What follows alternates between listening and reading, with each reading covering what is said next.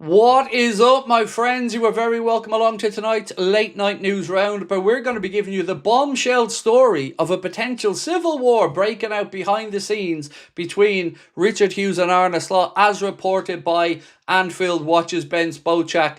We have put the link to the article in the description of this video to be entirely fair to Bence and his good work. We're also going to be discussing why Liverpool's defence has been described as lazy by some former players. We'll be talking about a Senegalese centre-back who's going to be coming in by the looks of things. We'll talk about Federico Chiesa and a few other bits and pieces.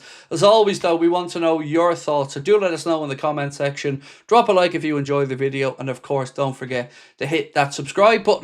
Now, the Metro and others reported today that Arne Slot could be fired this week, so keep your eye on that situation, as I don't have anything personally to suggest that it could be that soon, but I can't rule it out either, because the results have probably deserved him to lose his job, and we did discuss it in depth on what was a really good late night agenda tonight. So if you have a couple of spare hours and you want to just kick back and relax, do give it a listen or a watch and let us know your thoughts. For now, let's start off with Paul Gorst of the Echo, who said Liverpool are closing in on a deal for Mor Tala Ndiaye, a centre-back who plays for Senegalese second-tier side Amity FC. 17-year-old impressed for Senegal at the Under-17 World Cup last year, and this one does look like it's happening, so keep an eye on that.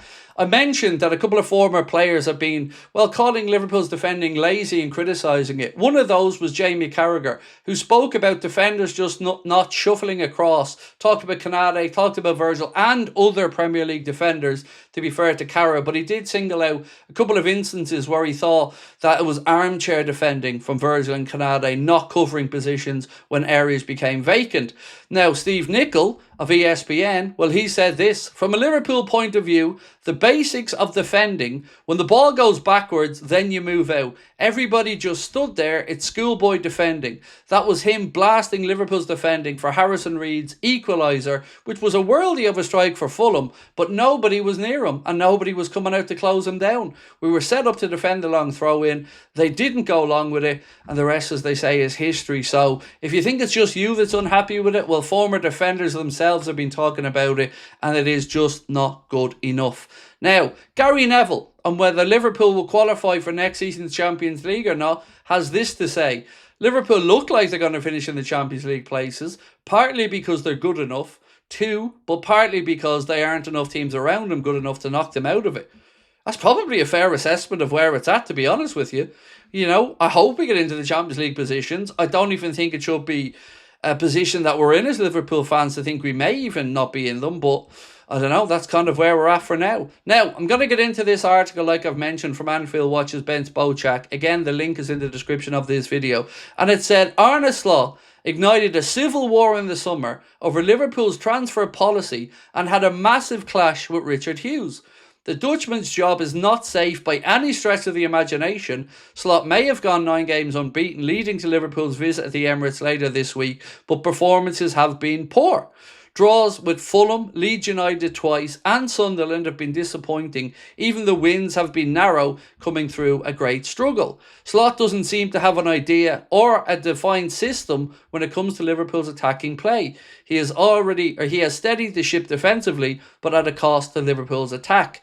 Currently, he's got Liverpool playing a very basic system that neither has the backing of the fans nor probably anybody associated with the club. Peace goes on to say, but the issues are deeper at Anfield than just performances on the pitch.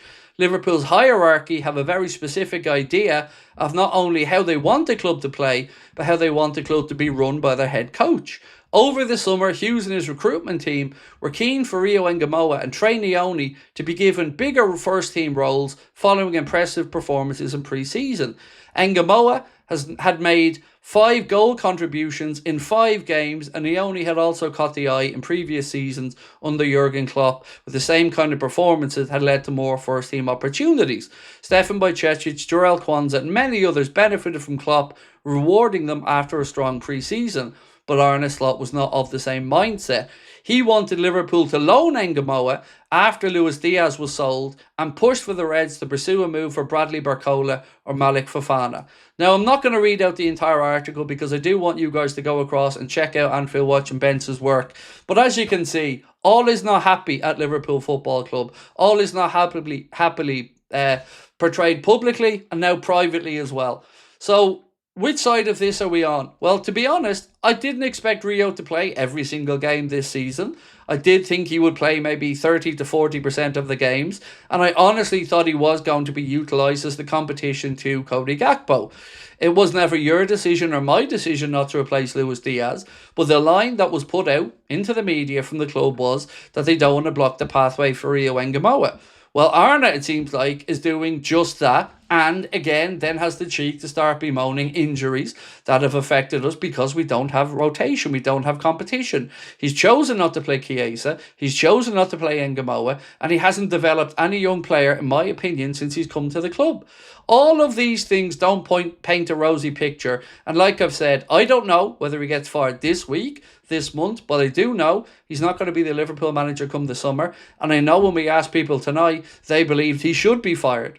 You don't need me to give you the numbers, they're always in the high 80%, but ultimately, nobody's happy. Even if you're somebody that thinks the league title win last year is enough, surely you have to understand that this run of results that has seen Liverpool have more losses in a calendar year under Arne Slot than any other manager in Liverpool's 133-year history, that is embarrassing, folks. Now almost 134-year history as we head into a new year, of course. That is not good enough. Add into that the failure, of course, to bring in Mark Gay in the summer. And now we're going to talk about the fact that we may lose that battle as well, because Manchester City want to sign Mark Gay in January as talks have started. Initial approach already made, said Romano. Goes on to credit Sami Mokbel of the BBC, who said Liverpool attentive to the situation, in talks since August, and also FC Bayern remain in active talks. That's before we get into the situation now with Federico Chiesa. James Pearce said that Liverpool have had no contact from Juventus over it, and again is playing very simplistic in this one, in my opinion. Look, Romano has said it, another Italian outlet has said it, and on top of that, DiMarzio has said it. Juventus are interested in Chiesa. Liverpool might not want to loan him out, and that's absolutely fine. Demand a sale if you need to. But surely something has to give here. Because if you move on Chiesa, on loan or permanently, you're going to need to bring in somebody to replace them. Because Arne isn't going to give any minutes to him anyway. So if you fire Arne, maybe that gives Chiesa a new lease of life under a new coach or a temporary coach and improves Liverpool's ability all around. I don't know. But I do know the situation as it is just not good enough. And day after day, more stuff is coming out that is, as I keep saying, not painting a very rosy picture of life behind the scenes. You've already seen the articles that have come out previously talking about how Johnny Heidinger was the player's favourite and that Arne Slot was a bit more distant and a bit more cold and calculated towards them. Where we are right now is, I don't know who's holding whose hand here, but somebody needs to say the definitive line, Arne, I'm sorry, but we're going to have to let you go. Because that's where this has to get to. He isn't going to turn this around. It isn't your job or my job or fans' job to find the replacement. The club can have plenty of time to sort that out. Bring in an interim manager, get rid of the coach that is continuously failing us, and do what others have done. You don't get bonus points for trotting out the phrase, this isn't the Liverpool way. Liverpool don't sack managers. Liverpool have sacked every manager in the club's history except for the ones that have retired on their own terms. It's not rocket science. Chelsea, manager gone. United, manager gone. Celtic, manager gone. Liverpool, still here after overseeing a horrendous run of results. Don't know why, can't tell you why, but I do know that the fans are fed up of it. I know that you're getting frustrated with it. I know you're probably getting frustrated with me talking about it. But either way, we all want the best for the club, and it isn't going to be under Arne.